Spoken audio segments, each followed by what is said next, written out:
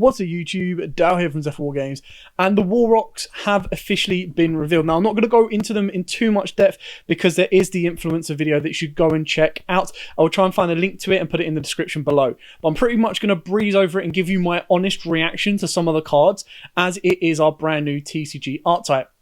Now we start off with, of course, War Rock Ordeal. Now you can only control one War Rock Ordeal. When this card is activated, place 3 counters on it. When your War Rock monster destroys an opponent's monster by battle and sends it to their graveyard, you can remove 1 counter from this card, and if you do, draw 1 card. If the last counter has been removed by this effect, send this card to the graveyard.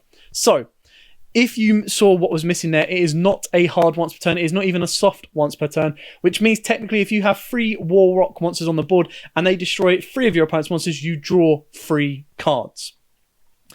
This looks like it's going to be a common or a super.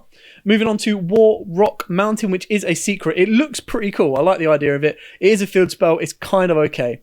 So when this card is activated, you can add 1 War Rock monster from your deck to your hand. Shocker, it's a searcher. At the start of the battle phase, if you control no monsters or all monsters you control are warrior monsters, slightly generic, nice, you can special on 1 War Rock monster from your hand with a different name than the card you control.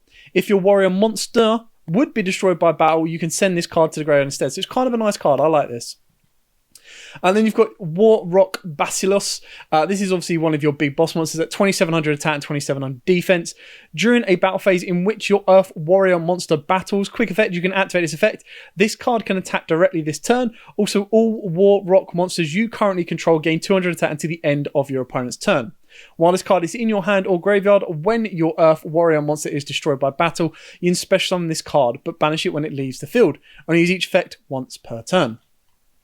Rock Skylar. Gain 100 attack for each monster your opponent controls.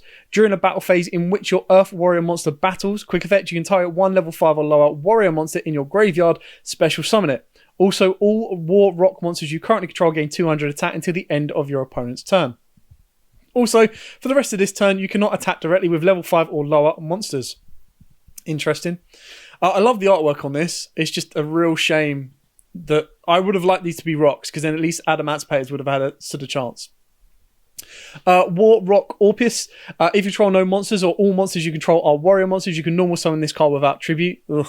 If your Earth Warrior monster battles, after damage calculation, you can send 1 Earth Warrior monster from your deck to the graveyard, except himself. Then all War Rock monsters you currently control gain 200 attack until the end of your opponent's turn. Only use each effect once per turn.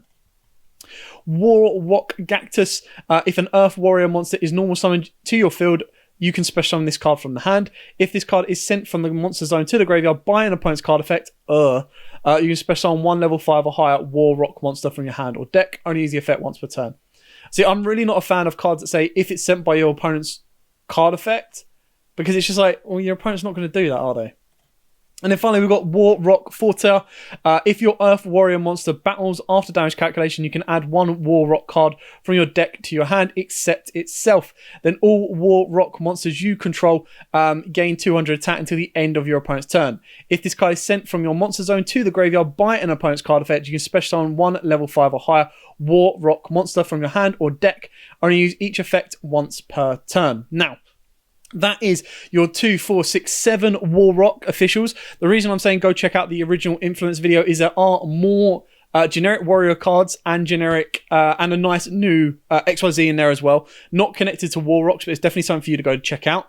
This is just a short, sweet, simple video to say this is what War Rocks are. They're warriors, sadly, not rocks. Big sad. They're okay. There's got 1 secret, 1 ultra. Again, future potential of an art type like this is kind of hard to see because they're using a very old mechanic in the sense of battle effects. Like, they have to destroy something to then get an effect. They've got when effects as well. So it can get very, very difficult. It's still an interesting art type. I like the artwork. I'm kind of glad and I'm hoping that all of these cards are going to be relatively cheap. But what it does mean as well is that the final secret is probably going to be a spring gun card. Anyway, I hope you like this video. Please let me know what you think of War Rocks in the comments down below. Are you excited for them? Are you the same as me, that the artwork, again, is one of them times where the artwork trumps the actual effects and playability of the deck? Regardless, thank you so much for watching. Like, comment, subscribe, share. Till next time, guys. Or actually, till tonight when we're going to have a Blue Eyes deck. Stay safe and happy dueling.